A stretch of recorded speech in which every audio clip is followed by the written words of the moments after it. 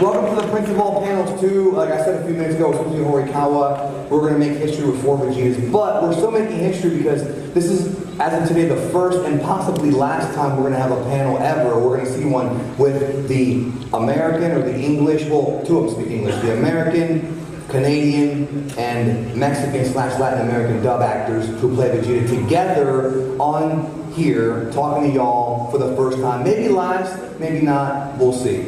So we might as well bring them out right now. Are y'all ready to see Vegeta? Are you ready to see another Vegeta and another? If you include Team 4-Star and Prince Vegeta, JB, you could have had 6 Vegetas here. That's a lot of Vegetas. Not enough for her, but plenty. Alright folks, without any further ado, let's bring him out first. He is the first man that my ears heard play Vegeta back in 1996. The inventor of over 9,000 and the guy whose wrath he will not escape. Please welcome back, after year 1, now here at year 2, from the Ocean Dub, Mr. Brian Drummond.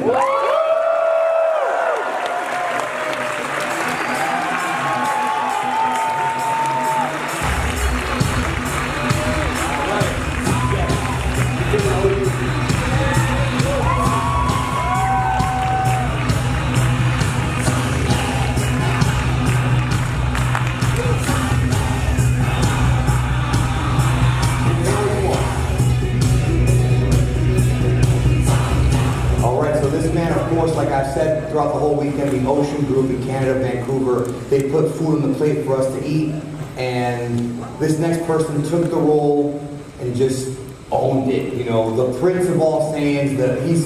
He's got quite the resume, and you know, you might also know him as Kuwabara, All Might, Piccolo,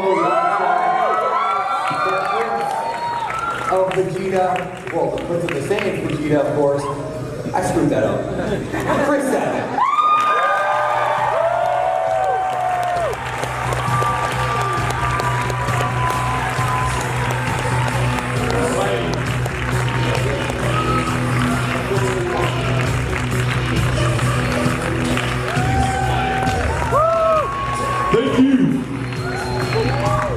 Last but not least, a man who has voiced Vegeta for 23 years in Latin America. He, you know, just, again, if you grew up on that dub, or if you saw it on Telemundo, you heard Insecto, and for some reason in the Latin American dub, Vegeta called people insects all the time. Please welcome, folks, damas y caballeros, bienvenido a René García!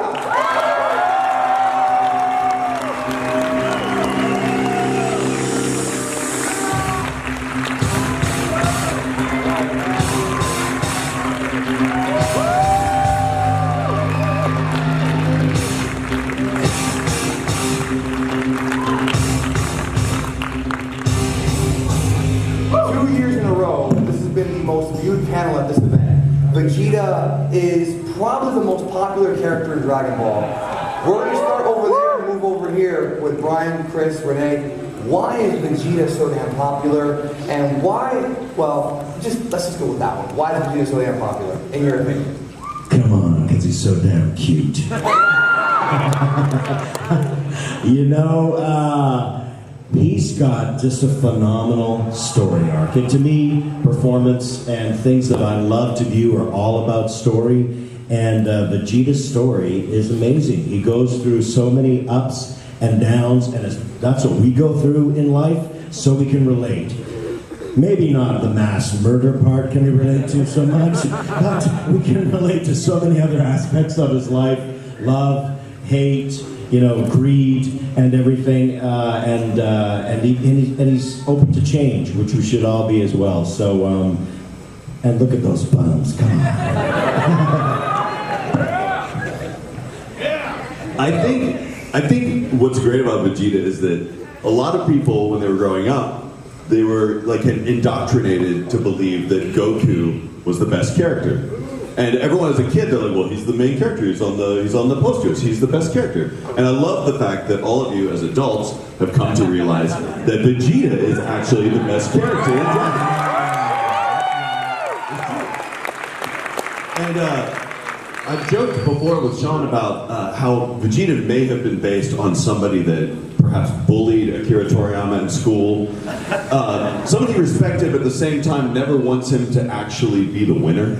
But there's something about you just keep rooting for Vegeta, even though he never ends up getting the ultimate win. He has won our appreciation though. He's become a better person. He's become a father. He's become a family man. And in Super now he's like a comic relief character sometimes. So yeah, I think people really can appreciate kind of a dude who's just willing to kind of adapt to the situation. You know? Yeah, it's true. He's the most human character of all the Dragon Ball characters, I think. Because of what Brian said about this development of the character. The sacrifice in the Majin Buu saga, and the family thing. I agree. Can I say something in Spanish for the Latin? Please, yes. For the Latin audience. ¿Cómo están, insectos?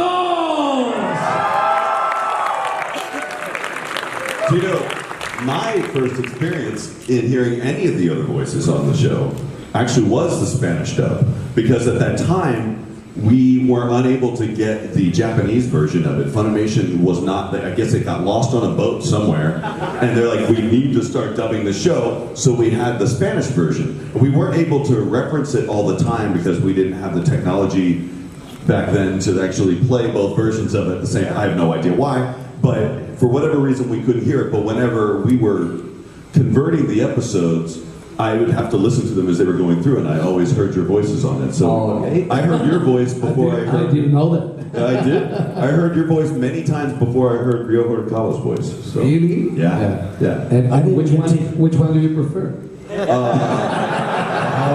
Since he's not here, I was... Oh, it's hard to play favorites. I mean, we've got all of North America covered here, so... I had to come up with a voice all on my own. I got to hear nothing, so these guys, I don't know.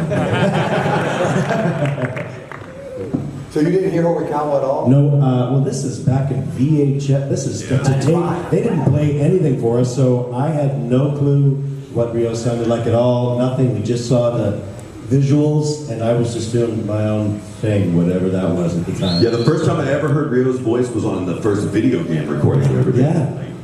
So that was it for us. I got to know him later, and he's just an awesome dude. I wish he could be here now. Yeah. Like, He's awesome. I was very excited to meet him, but... Renee, did you hear Ryo's voice when you first started? Like, what information? Yes, we do the dubbing with the Japanese version.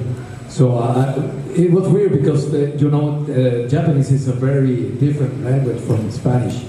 So when a Japanese guy in the series said, I don't know, whatever, the finest flash or hello or whatever, they go like, and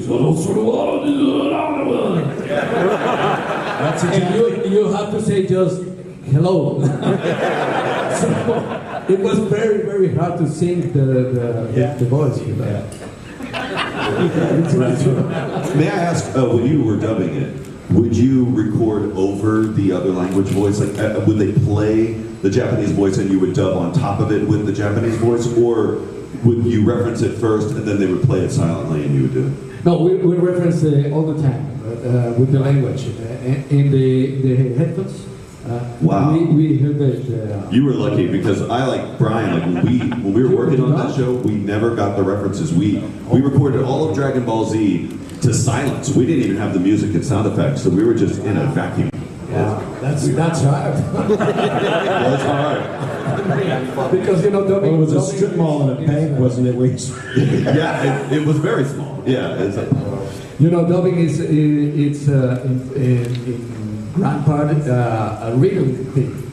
I mean, we follow the rhythm of the actors, mostly in English, I made a voice of a lot of actors, not only in animes but in live action, like Ben Affleck and Keanu Reeves and Michael Keaton and so on. So for us to hear the rhythm of the actors is very important, because we follow them actually, and we follow the process. No, it's basic for us.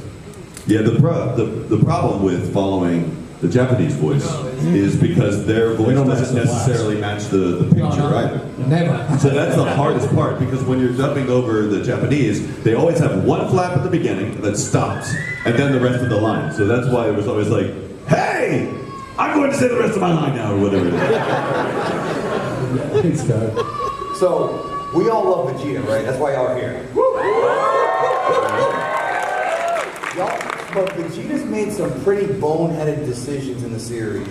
He let Cell become perfect. He got selfish and allowed Majin Buu to be unleashed, and so on and so forth. What do you think is the most boneheaded decision Vegeta's ever made in the franchise? Underestimating Goku? Letting Yamcha hang out at Bulma's place too often. Like, how long after Yamcha and Bulma dated, he still seemed to live at Capsule Corp or something like that? I swear, Bulma, I'm gonna move out soon, I promise. But now she kicked him out. Have you noticed in Super? Like, have you noticed? I don't know if you ever get to see Yamcha's scenes, but like, he is by himself a lot in a really crappy apartment that has like cracks in the walls and stuff like that. I mean, he has a penthouse because he has like multiple windows worth of house, but it's really sad. He lives there with his cat and a pink bed and one table that has one potted plant on it. That's all he has in his whole place. Notice it next time you see Yamcha's place. That's true. But the saddest character on Dragon Ball is Krillin, no? He dies every time. Yeah. I think even Akira Toriyama knew that Yamcha is the worst character. They say Akira Toriyama hates Vegeta. You think so? I don't think so. No. He in the past he said he wasn't a huge fan, but recently, the way it's been written, the stuff he's gotten, I think he loves him now. It's the Goku and Vegeta show. What happened to Gohan? Yeah. He wore that green tracksuit and it was all over. So, we know that the Latin American fandom is rabid. Right? I want y'all to share some crazy fan stories of your time, without obviously giving away any real names. We don't want to incriminate anybody, but any crazy or funny fan stories throughout your years of voicing this character. Renee, Chris. Well, I'll jump in quickly because it's way, way back. My very first convention I was ever invited to, and it might have been when the show had originally moved, so I didn't even know it was anything. I was invited to a tiny convention in the Boston area. Some kid stole some of his dad's money to put it on, I think. Managed to find a couple bucks to fly me out there, and I showed up at a hotel with maybe 200 people. It was very interesting, and that when I knew that it was something, I was pulled out of a dinner event, and someone said, you have to come outside. There's a girl here, she maybe was 18 or so, that has to leave because she's only allowed to be here for the day. And I'm at this con. Most people are just being cool about meeting me. And as I left, she was most excited because of Dragon Ball Z. And I came out of this event because she had to go home, and she was literally shaking and vibrating when I came up towards her and started to cry. And I was like, what to do? What happened? Am I that ugly? What? And she was like, and had to get a handler come to help her. We thought she was going to pass out. And then she just talked about Dragon Ball Z and how much she loved the show. I still remember that moment and going back into the room going, man, this show is weird. It's got some crazy fans. And of course, that was when it was nothing. Now it's all you amazing people. So I'll never forget that moment of meeting that girl who was so excited. Oh, do you have one? Do you have a good one? I have a lot of good ones. Oh, I want to hear these Latin American stories. These are the ones I want. Yeah, those are the ones, yeah, I would love to hear it. It's crazy. I'm going to try to say it in English. We were at the Panama airport. So we were about to leave, on a plane. We were on to take a plane to take us to Mexico. We were on a scale. How do you say it in English? A luxury private jet. And we were on the line just to get the plane, and some police officer from the airport came to us and said, "Oh, you're the voices of the Dragon." And we said, "Yeah. Come with me, please." And we said, "But the plane is about to come with me, please." I said, "Okay." So we went with her. It was a woman officer. So she took us to a labyrinth into the Panama airport. The doors were open and open and open, and the last one opens, and we saw a sign, a big sign, who says Interpol. You know, Interpol is. And I said to Mario, "You bring something with you?" From Colombia. And the officers were there, and they said, "Hey, take a picture with us." And we said, "But the plane is about to leave." And they say, "That plane is not gonna leave if we say it's not gonna leave."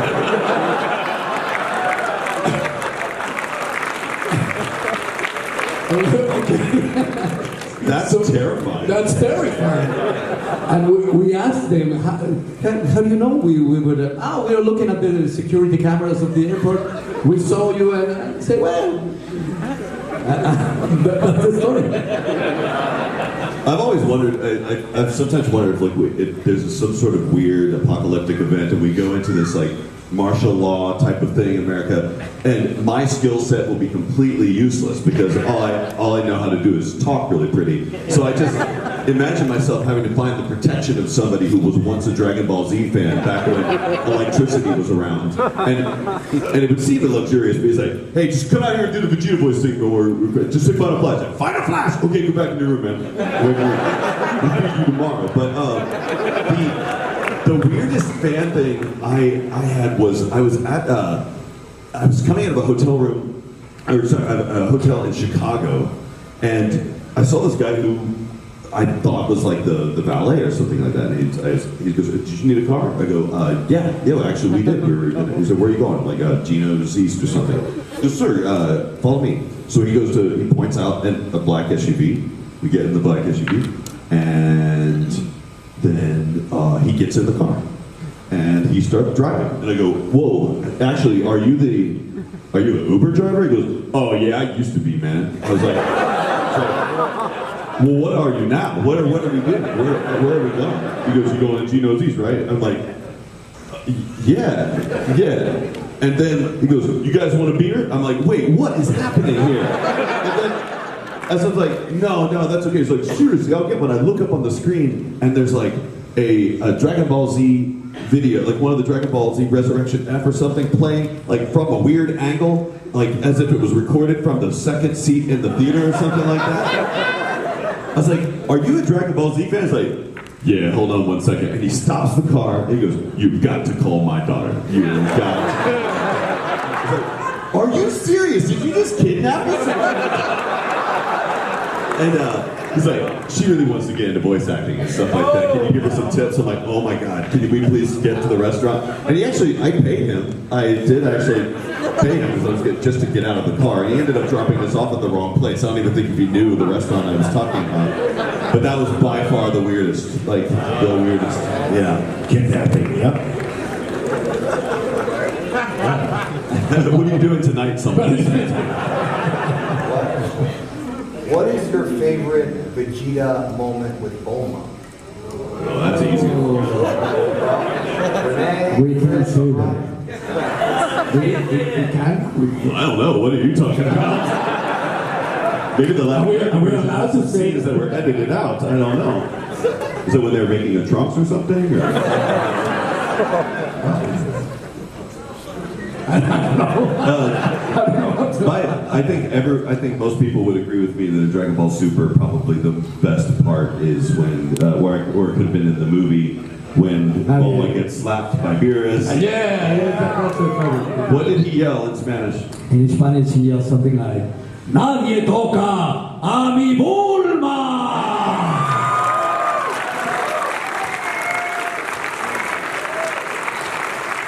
Yep, I mean, that's my Bulma!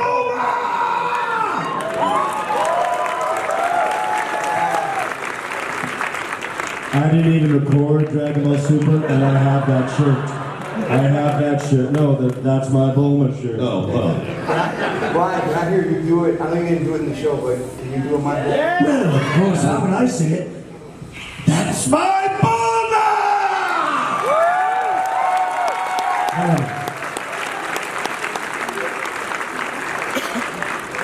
That's great. You know, Renee, something we did in the English American dub of the show is that there's a, do you know in Super when they get the copy Vegeta section, instead of playing the copy, I actually called Brian. I mean, Brian played copy Vegeta. So, I'm sure you're all aware of that. Of course. I think the jelly. But yeah, the purple version of him, yeah. Okay. What guy, someone called him Jello Vegeta or something today? Are you gonna do it right now? We're gonna do it right No. now. I mean, the part of the two of you doing the copy.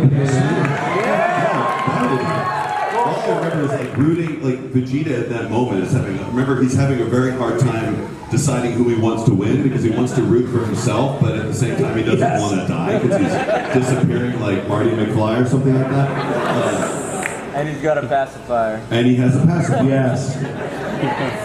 I just remember hearing his first words that came out of his mouth when he was recording with us remotely, and it just felt so good to hear Drummond's voice again, man. I know we talked about this last year, but it's so good to see you once a year. Thank you. Thank you. It was a pleasure to help a terrible filler episode be interesting. You made it better, I think.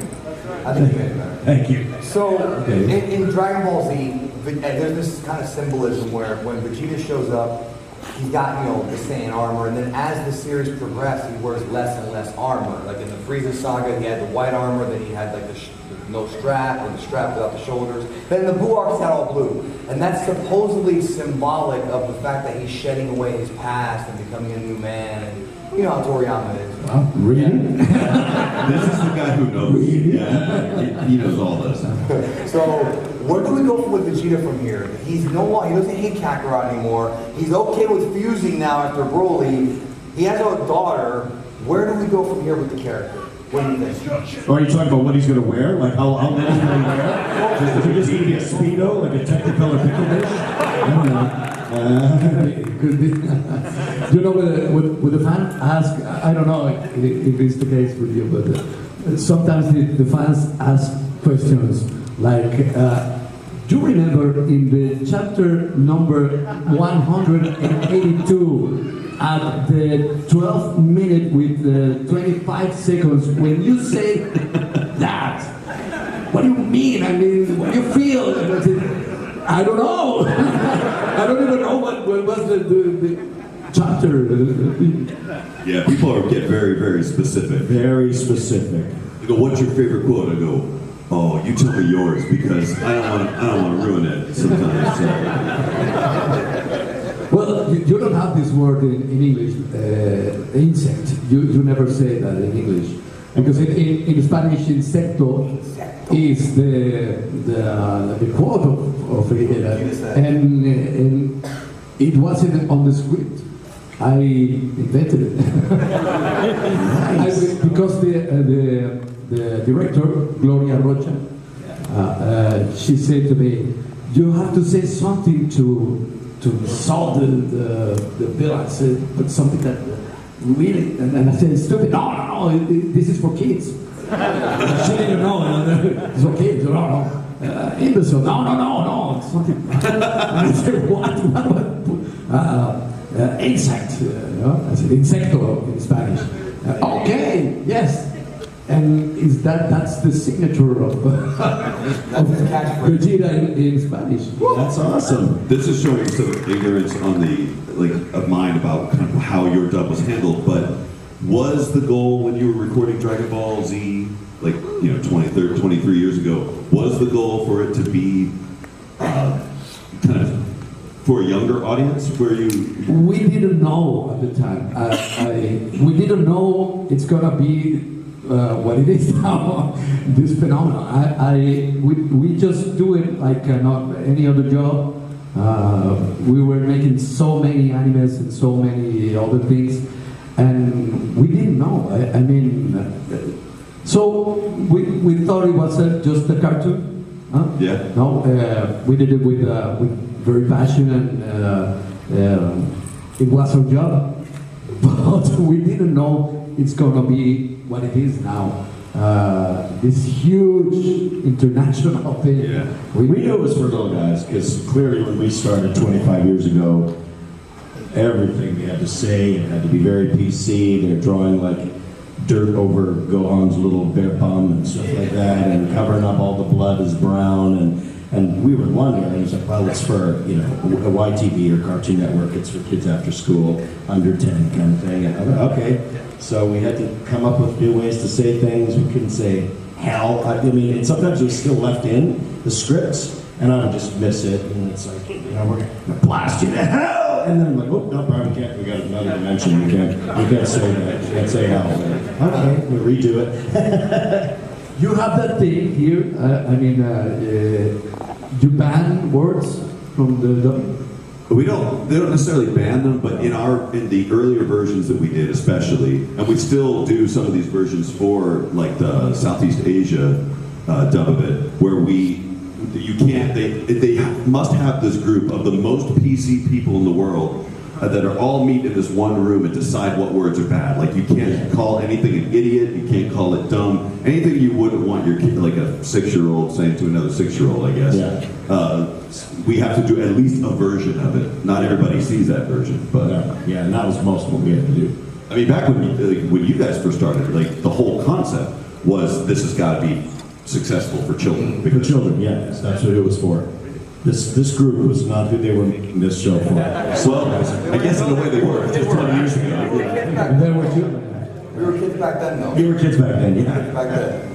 Yeah. So that's the Y7 version. And correct me if I'm wrong, but when you record that, like you have to double the lines. Like you have to do a line like, I'm gonna kill you. Then right after you say, I'm gonna defeat you or whatever, Yeah. right? Like, and you have a copy of it in case you have to send it out for the super clean, right? Yeah. Correct. Yeah, we usually say that like once more for the children, please.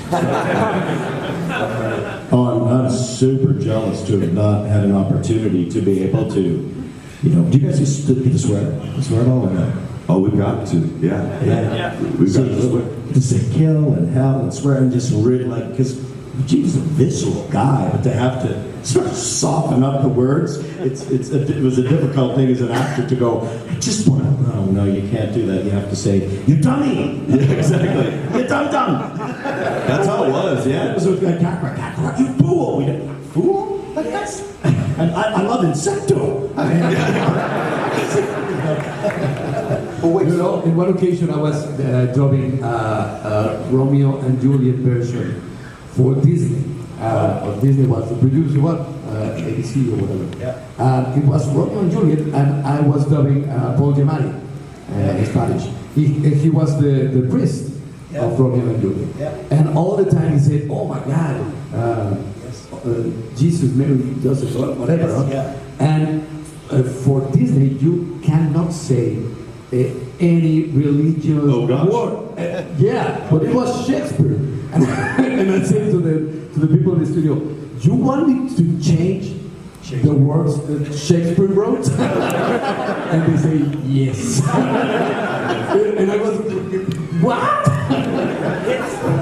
I praise thee, son of gosh. Exactly. I have a question for you, Brian. Okay, for those who don't know, there is an ocean dub of Kai, and it just vanished off the face of the earth. But so when you did the ocean dub of Kai, it was still censored? No, for my Ocean Dub of Kai, we did get to say hell and things like that. Yeah. That's what I want to hear. Yeah, it's in a vault at Ocean somewhere. I don't know what's up with distribution or something like that. I have no clue. We did the whole thing. So, question for Yeah. you and Chris. when you guys came back to do Kai, now, because when you first came in, right, you didn't really know what Vegeta's fate was. Now that you know that he eventually becomes a good guy, a family man, Yeah. you came back to do Kai knowing that, did it change the way you perform the character? Not really. What changed was my voice had probably changed a little bit. It was a little deeper, so I didn't pitch it quite as high. And I probably didn't put, because when that came back, I was on a lot of other shows at that time. I was only doing a couple shows a week. I was doing, like I said, G.I. Joe was my first series in 1994, and then in 95 I was doing Dragon Ball Z. So I didn't have a lot of stuff. So when I went in there and screamed, I just blew my guts out and I was like, yeah, because I didn't have any other work that week. The kind of visceral, insane, blood-curdling stuff that I did in the original 50, 60 episodes. I kind of noticed that even Ryo Horikawa was holding back a little bit in Kai as well. I don't know if you'll notice it, like, because his screams in Dragon Ball Z were intense, and his screams in Super are phenomenal. It's like he's almost gotten way better over the years, like as an actor. He's constantly performing, like improving. But I did notice in Kai he was a little bit more reserved. Did you notice that his voice was kind of like a little bit more than normal? So Yeah. And you see the screams in Dragon Ball. It's hard to do that because they scream like for 2 or 3 minutes sometimes. When you have a lot of other shows to do, you are thinking as you're doing it, I am going to get fired tomorrow from this Ford commercial I have because I auditioned last week, sounded great. I just did a Dragon Ball episode, and my voice is completely different. So you are thinking a whole different thing while you're working on doing that kind of work. It's hard to do the screaming. by far, though, I think it's the most difficult show I've ever worked on, and still continue to work on. Wow. So what we're going to do is, if you have a VIP badge, line up by the microphone over here. You must show your badge to ask a question to Vegeta, or Vegeta. So, but they also line them up. Or all my. It doesn't work? Turn it on. Turn it on! Test it. Huh? The battery's out. This is theater. I don't need a mic. Okay. You might have to give him yours. Hey, it's a Dragon Ball panel. Let's scream them out. Press to the show you how it feels. I just say you guys are awesome for everything. Thank you. Kind of nervous, but I want to ask for all you guys if I can get a galley gun. Yes. I don't know. You want to know what's together? All three. At the same time? Yes, please. If possible, please.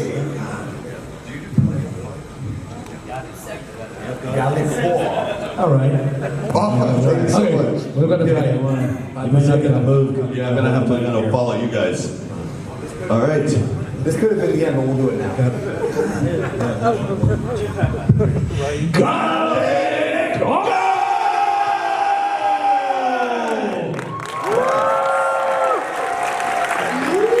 Triple gallon gun, first time ever attempted.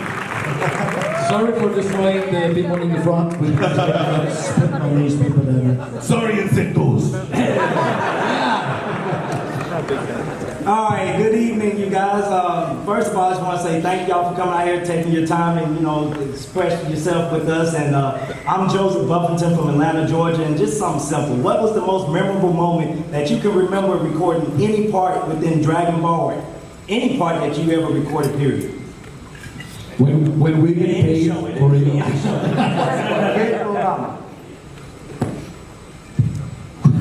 Yeah, we keep looking at you. That's Most memorable part of any memorable moment. You know what? It's not. I will go outside of Dragon Ball Z just because I've worked on a lot of other shows. But when I showed up to work on Inspector Gadget with Maurice LaMarche, Pinky and the Brain, he plays the Brain. Great actor, but we did a new revamped version a number of years ago, and I was cast as the new Dr. Claw. So the moment I was in a room with Mo LaMarche, he was playing Inspector Gadget, and I got to do the voice of Dr. Claw, which I grew up watching as a kid. That was like really surreal. I was like, wow, it's happening to me. So it was amazing. That was fun. Yeah. Maurice Lamarche, that's a guy I think that every single voice person gets nervous around. Like, he's the nicest person ever, but he's just so damn talented. He's so freaking good. Amazing. That was for all three. Yeah. Yeah. Next question, or do you want to answer? Yes, when we get paid, it's beautiful. Yeah, when we get paid, I forgot that one. That is my favorite part of it. You guys got paid? I feel like I got cheated. Man, when we first got to do some new Dragon Ball material, it wasn't Kai, it wasn't Dragon Ball Z. The first time we actually got to do like a modern Dragon Ball Z movie, that was probably like Battle of Gods. That was like a really special time because we all got to kind of come out of the woodwork and do our thing again. It was awesome. That was cool. And I think Broly is maybe I think is the best of the three. I agree. No? Yeah, I agree. Broly is the best one of all. You know why that is? That's because Vegeta's fight in the Broly movie is the best fight in the Broly movie, in my opinion. And Vegeta actually wins. He does. Who won that fight? That's right. Next. Hey, I'm Scott from Australia, and I was just wondering, what's your favorite moment recording Dragon Ball? What was your favorite moment in the booth? Recording. Favorite moment in the booth. Leaving is usually Yeah. It's like ding, 6 o'clock. Oh, thank Jesus. Honestly, I will, and I've said anybody downstairs, these voice actors that said I loved doing the fighting and are liars. I could not wait for a fight session. When I showed up, the director Carl Williams, who directs tons of stuff at Ocean, pilots, a great director. I'd look at him because I didn't see the scripts in advance, and I'd give him a sort of look when I rolled in. He said, "It's okay, there's no fights today." I'm like, "Oh." And I was just so happy if he'd say there was no fights, but when there were, he's like, "Yeah, there's one pretty big one." Leaving was my happiest moment. It was full for you, but We might not let him get through them all. Do all three for everybody.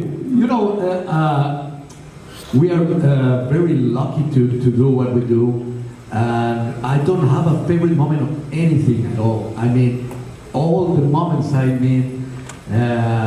in whatever project it is, I feel lucky. I feel so fortunate to do what I do and living for what I do.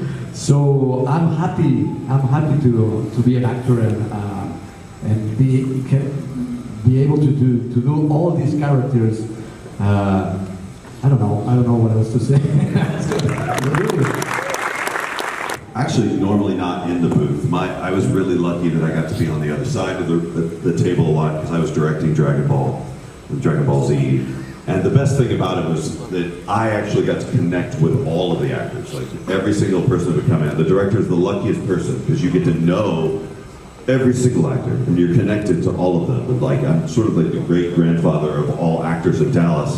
And but through that process, I got to watch people like Lord Bailey at 18 years old, just like absolutely killing it. Colleen Klinkenbeard is incredible. Travis Willingham and all these Eric Vale, who's here this weekend. Those are people that came into and this for us in Dallas. It was a miraculous thing when we got an actor who actually was really good from the start. You know, a lot of times in Dallas we had to train someone to kind of come in and do something. But when someone would come in and they were immediately super strong, like Kent Williams, Chris Ayers, for instance, yes. That's the best part. So I think really directing the show was actually far more rewarding than any of the screaming I had to do in it, that's for sure. Yeah. Oh, wait. As a kid, I'd always try to do Kamehameha, turn Super Saiyan, Final Flash. When you guys were doing your lines, did you ever take the stance or do the motions for Chris? Yeah, absolutely. I mean, I don't do the whole thing. I don't like crouch down or do anything like that. when your job is to watch something and mimic it, I think just by instinct, a lot of the times you kind of make hand gestures or movements. I don't know about you, but I move around. I don't do, like when I'm fighting, I'm not like, but I am in some sort of pose usually when I'm doing it. I don't know. The thing is, you can't do it because of the mic you have in front of you. If you move so much, it's gonna be useless because your voice has to be very, very clear. So if you hit the table or whatever, it's gonna be on the recording. So you can't do a lot of movement. Yeah, there's not a lot of, you have to be about here, so if you come off the mic while you're fighting, then all of a sudden the sound is a little bit, that's what will happen in recording. So you're limited, you might do all kinds of this, but your hands got to stay right where it is. A lot of times it is a one-handed process. Yeah. So. Thank you. You're welcome.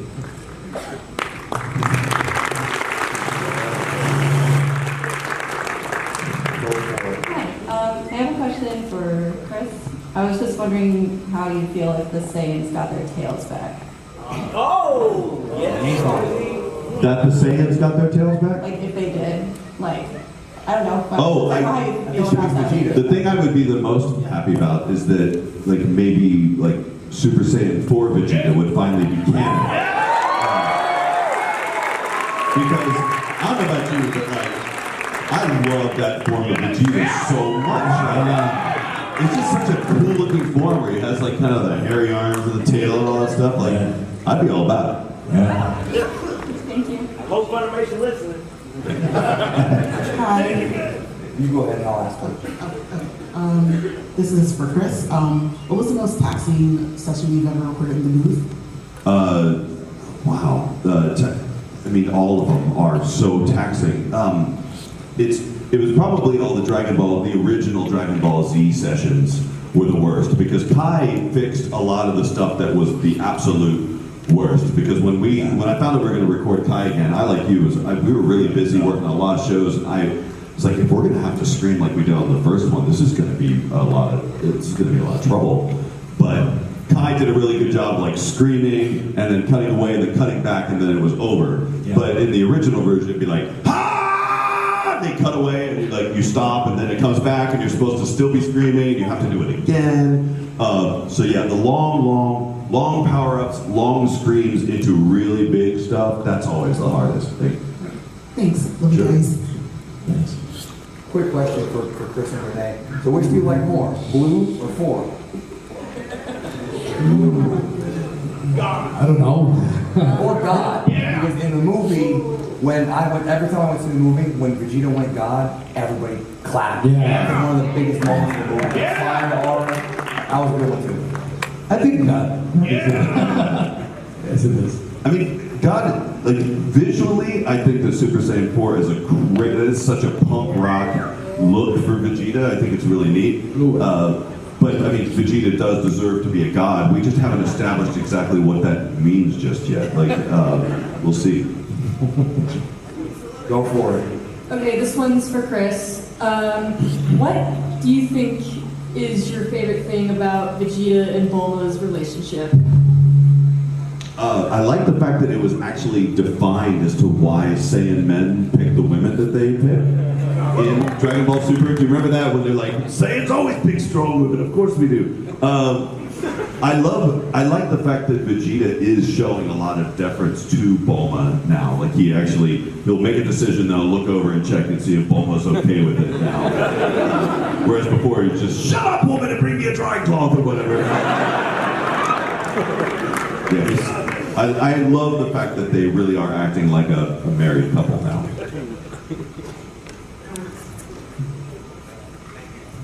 Thank you. This is a question for Chris. It's not Dragon Ball related, but I've always wanted to know why you named your studio Okatron 5000. That's a good question. Thank you. I can answer it pretty quickly because other people have asked me that before. When I was in college a billion years ago, there was this thing that popped up called the internet, and then you were allowed to pick an email address, And I was trying to be, you know, I want to be Chris at yahoo.com, and that wasn't going to work because like 98,000 people had already chosen that. So I was trying to figure out what my name was going to be, what my name was going to be, and I couldn't think of a good name for Yahoo. And like my roommate came in, and we had just eaten some soul food that afternoon, and it was like, that was really good food. I'm like, yeah, I need to eat more okra. And then I realized, oh, that's a really good name. I'll be eat more okra at yahoo.com. So okra became like this word, and I would use it like in all of my screen names and stuff like that. And then so when I opened Okratron 5000, okra means really nothing. It's just a word that kind of like popped up out of nowhere. But then Tron is, I've always had this, I thought it was always really funny that you could put the word Tron or omatic at the end of any word to give it technological significance. Like, this is just a bottle, but if it's called the Bottletron, it's a hell of a lot cooler, right? And I was also obsessed with the year 2000, because when I was a kid, I had this book called The Kid's Whole Future Catalog, and it was told us exactly what the year 2000 was going to be like. It didn't turn out to be anything like that at all. But there were a lot of like laundromats and stuff that called themselves Laundromat 2000 because that was supposed to be a futuristic theme. But by the time we got to the year 2000, 2000 sounded pretty dated at that point. And so I gave our studio the name 5000 to give it like an extra 3,000 years of longevity.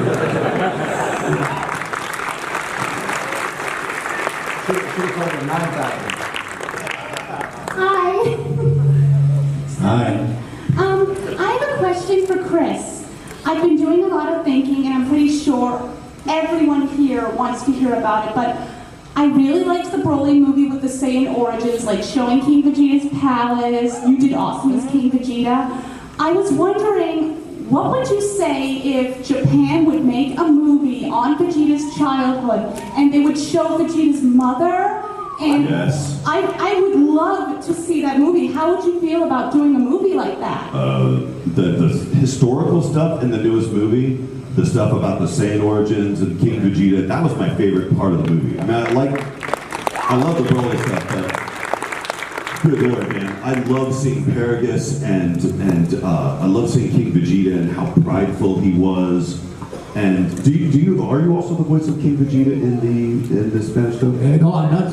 Okay, I don't know what. Didn't want to presume, but I do the voice in. yeah, I am because they were cheap. They were really cheap. They used me for everything because I was less expensive. But and I love like the part. I think that my favorite part of the Broly movie is when Bardock and Gine, his wife, are running away, and he's saying, I want to save my son. And she's like, why do you even care? Saying men don't care at all about their children. He goes, I've spent my entire life destroying, I just want to save something for once.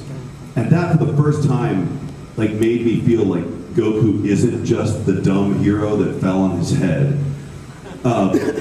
He might have had this predestiny, like because of this kindness that was injected into him from his father, Bardock. That was the first sign that like there was this change in the Saiyan attitude, and his father's like kindness was like somehow injected into Goku as he flew away in that pod, and that made me feel a lot better about the character of Goku. That like he's just I've always been bothered about the fact that Goku's nice because he was dropped on his head as a child. That's it. But this, I think, adds something to it. So anything else that involves the Saiyan history, I would love to know who Vegeta's mother was. She probably wasn't very well treated, but I would love to see more of that. And if I could name a personality for the Queen, she would have a combination of Chi-Chi and Bulma's personalities. I would bet she would. Thank you. And we also found out that this is new information. He's Vegeta the Fourth. Yes. Yes, there's 2 more Vegetas before King Vegeta we may never see. Oh, wow. That's brand new information. Go. Nice to meet you. Hello, guys. My question is for Brian. If you had a real-life capsule corp case with capsules in it, put anything in it, car, paint, I missed the first part. Oh, if you had a real-life capsule corp case, yes, that you put anything in it, like a Hoy Boy capsule. Yeah. What would you use it for? If I could put anything in it. Yeah, like the Bulma throw those tablets down. Misbehaving kid. Yeah, a whole motorcycle comes out. Like, what would you put in a house? I always like to get these questions in advance so you can really pick up the most amazing things. That's not my fault. I know, you throw them out. Oh, if I put anything in it, just pop up. That's tough. What one thing in your life would you want to keep in your pocket at all times, like a tiny version of it that you could have appear at any moment? Hot tub. Oh, nice. Yeah, I'm just about to get a hot tub this summer, so that's a hell of a answer. Portable hot tub. You know, I love travel so much, it would probably be something that if I could just, pull it out and I could hop in a private jet and be like, boom, I'm somewhere else today, boom, I'm in London, boom, I'm in Hawaii. I would be travel related because I'd love to get around and come back here too. This is freaking amazing. Thank you. How's it going, guys? My name is Javier. This question is for Chris. And so in the Broly movie, when you guys had the fight between Vegeta and Broly, were you sad that Goku kind of just butt in when you didn't even go Super Saiyan Blue yet? Or were you just like, well, I guess?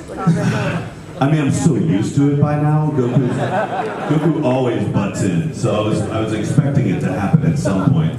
I was just really happy that Vegeta's fight was so damn good, though. That it was just the most realistic fighting in his section. Because I tell people I love Vegeta's because it was slow and it was deliberate, and you really could see all of the moves very clearly. And by the time you got to Goku's fight, he's doing like Jedi mind tricks and like making Broly freeze in midair and reading his thoughts or whatever the heck was going on in that scene.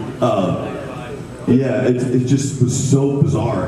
And then by the time we got to the Gogeta section, it was just the Broly movie on acid. So I really loved Vegeta's part was like Vegeta's fight in it was really good. So I was happy for the amount of fighting that he did.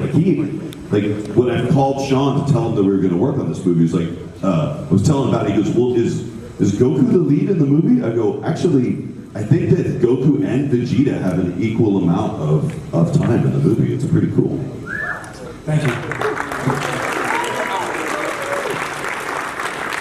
Question is for Brian. How far along do you think Vegeta would have been when he was in a hyperbolical time chamber and he refused to train with Trunks? How far along do you think he would have been if he would have trained with him and if he would have ended up being as strong as, if not better, as Team Gohan? How far along? You're getting the hard ones, man. I'd like to ask this question to the guy who hasn't done much Dragon Ball Z for 25 years. I would be super strong. Wow, that is it's so deep. How far along would I be? Man, I would just like to be, he always wanted to be strong enough to kick anybody's ass. That's what I loved about it, is just willingness to get out there and fight. But I don't know, I just want to be stronger than all. Hello? Oh, it works. One more question. Hi, my question is for Brian. Clarification on something like once and for all. Clarification once and for all. When you were doing It's Over 9,000, was that what it was given to you, or did you realize later that was a mistake? Did they tell you to reread It's Over 8,000, or how did that happen? No idea who screwed up that translation. No clue. Might have been Corlett down there. Ian and Terry Klassen, who played Krillin. Those guys wrote a lot of that original stuff. Tried to take the direct translation and just make it more sound like humans would say it. And I only saw that one line of dialogue. It didn't mean much more than any of the other lines to me. All I know was that, as bizarre as a lot of it is, that so many things just end in crazy open mouths. And I'm sure I was probably asked by Carl to do it 10 times, because I would never have said it that way if it was a choice that I was making pre-animation. It would have been definitely something like, when Nappa says the line, I would have probably said that, it's over 9,000! Let's make it short. And I'm sure Carl would have, Brian, his mouth is still open for quite a bit. Can you just carry the 9,000 a little bit longer? Okay, how about this? Well, it's over 9,000! It's Brian, his mouth was still open. After he stopped, and I can't loop that to make it longer. So if you could just carry it just a bit more than that. Okay, we got a lot to do today though, Carl. No, I know, but just try to carry it a little bit longer. It's over 9,000! No, Brian, it's just a hair longer. I know we don't want to dwell on this, but if we could just make it a little bit longer, we can move on to the next bit. It's not important. No one will even remember this stupid line. So let's just try to get it in the can and try one more time. It's over 9,000!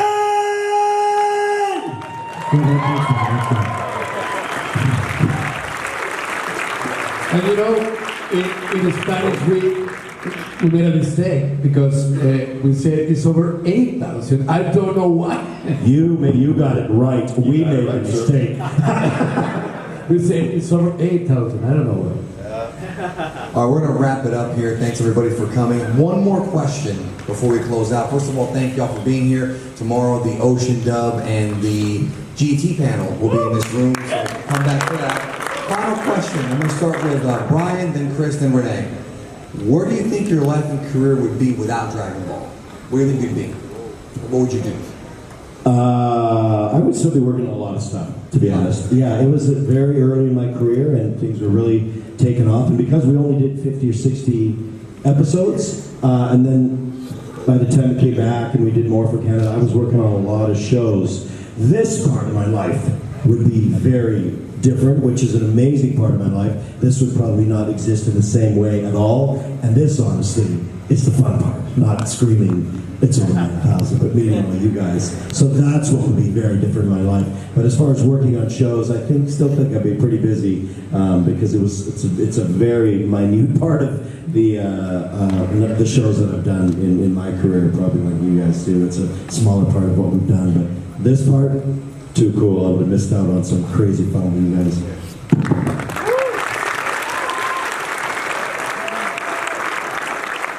I have to say, mine's the opposite answer from his, because I probably would have been stuck doing a bunch of radio commercials and just commercial spots, and I may not have ever found any work in the anime and dubbing community if Funimation hadn't taken over and brought it into the Dallas area, and I just happened to be just kind of at the right place at the right time. I don't even know what I'd be doing now. I have no clue. This is something I didn't even expect to be doing for so long. I'm still shocked that you guys are still letting me do this stuff.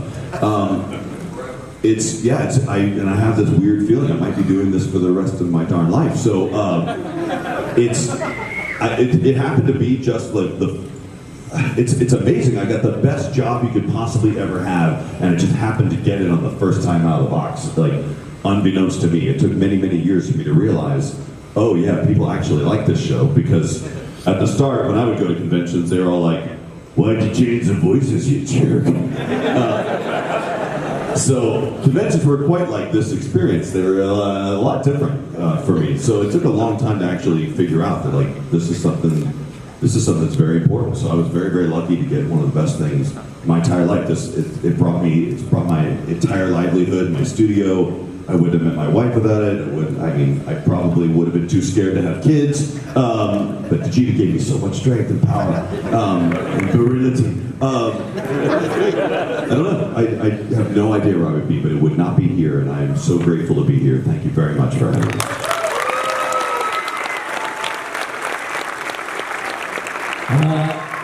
I have to agree with Brian. When we were doing Dragon Ball Z, I started dubbing. Well, I started acting when I was 4 years old. So my entire life I've been an actor. So I started theater and then television and then dubbing. And it's part of my life, as Brian said, with the fans, with the travels to anywhere. I've been in all Latin America, and the fans, let me tell you, are the same in all over the world. I mean, it's a community, it's a generation, I don't know, but they found a bond And yes, it's amazing. It's really, really amazing. So that part of Vegeta en español, and that is wrong. We just we must say Vegeta, but Vegeta in Spanish is not a good word. So we left Vegeta. So yeah, but the love of the fans is amazing. It's just amazing. And this phenomenon, it's over 9,000 or beyond. I don't know. Thank you so much. All right, one more round of applause. Chris Sabat.